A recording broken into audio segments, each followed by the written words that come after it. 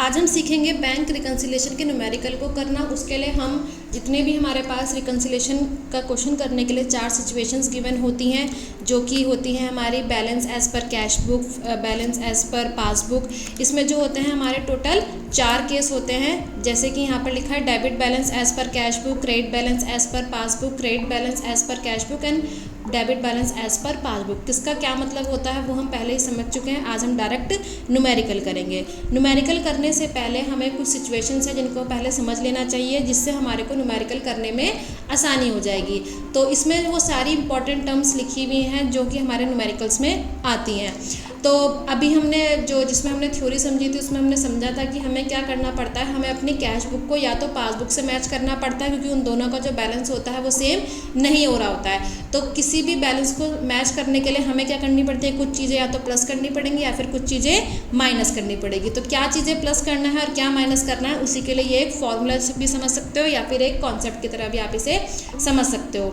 तो सबसे पहला पॉइंट लिखा हुआ है check issued but not presented for payment. इसका मतलब होता है कि अगर मैं अपनी बात करूं कि मैंने किसी के नाम पर एक चेक लिख कर दिया है, यानी कि मैंने ये कहा है कि मेरे अकाउंट से इस बंदे के अकाउंट में पैसे चले जाने चाहिए, तो मैंने चेक इशू कर दिया but not presented for payment. Not presented for payment का मतलब होता है कि मैंने तो यहाँ से चेक बना करके दे दिया, यानी कि मुझे लगा कि मेरे पास से जो है पैसे कट चुके हैं, बट इन रियलिटी वो जो चेक था वो कभी बैंक पे पहुंचा ही नहीं, या फिर अभी जब भी हम जिस दिन भी हमने अपने स्टेटमेंट को चेक करा है तब तक वो बंदा उस चेक को लेकर के बैंक में नहीं पहुंचा। यानी कि सिचुएशन क्या हुई कि मैंने तो अपनी तरफ से माइनस कर दिया है, लेकिन बैंक में अभी तक वो चेक नहीं पहुंचा है, तो बैंक वालों ने अभी तक उस चीज़ को जो है माइनस नहीं करा है। न्यूमेरिकल को हम करते कैसे हैं, तो हमें जिस चीज़ का भी बैलेंस गिवन होता है हमें उसकी अपोजिट साइड वाली सिचुएशन को देखना होता है। यानी कि अगर मेरे पास कैश बुक का बैलेंस गिवन होगा तो मुझे इस वाली साइड को फॉलो करना पड़ेगा।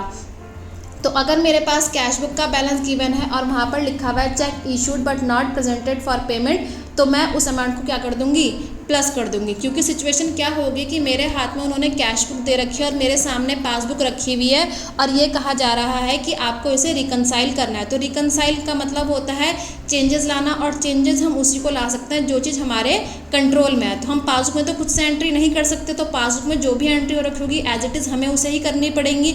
तो जो चेक इशू हुआ था, यानी कि जो मैंने अपनी तरफ से माइनस कर दिया था, लेकिन बैंक वालों ने तो कभी उसे माइनस करा ही नहीं। बैंक के हिसाब से तो वो ऑलरेडी किस में है, प्लस में है। और अगर हमारे पास कैश बुक गिवन है तो हमें किसके हिसाब से चलना है, पासबुक के हिसाब से। तो हम क्या करेंगे, check issued but not presented for payment वाले केस में उस अमाउंट को क्या कर देंगे, प्लस कर देंगे।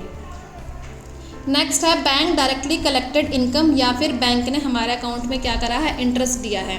तो इन दोनों में ही क्या होता है कि बैंक ने हमारे अकाउंट में कुछ पैसे डाल दिए होते हैं जिसके बारे में हमें पता नहीं होता। तो सेम सिचुएशन बनेगी, हमें नहीं पता है तो हमारे इसलिए तो वो क्या होगी, वैल्यू माइनस में होगी, लेकिन बैंक के हिसाब से वो वैल्यू क्या हो चुकी है, प्लस हो चुकी है, क्योंकि बैंक ने हमारे अकाउंट में कुछ पैसा डाला है।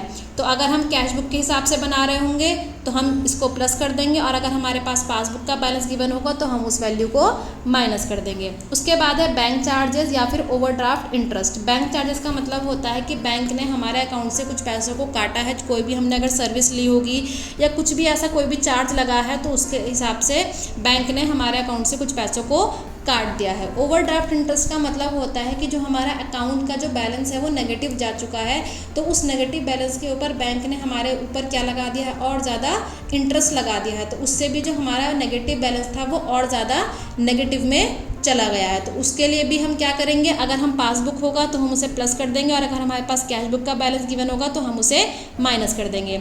Check deposited but not collected by the bank. इसका मतलब होता है कि हम बैंक में गए और हमने क्या करा, अपने अकाउंट में कुछ चेक के थ्रू जो है पैसे जमा करा दिया, तो हमने तो उसे प्लस कर दिया, क्योंकि हमारे हिसाब से तो हमारे अकाउंट में पैसे क्या हो चुके हैं, जमा हो चुके हैं। लेकिन कुछ रीजंस की वजह से जो हमारा अकाउंट में पैसा था वो अभी भी ऐड नहीं हुआ है। तो सेम सिचुएशन बनेगी, हमने तो ऐड कर दिया लेकिन पासबुक में जो है वो ऐड नहीं हुआ। तो अगर हमारे पास कैश बुक होगी तो हम उस वैल्यू को माइनस कर देंगे, और अगर हमारे पास पासबुक होगी तो हम उस वैल्यू को प्लस कर देंगे।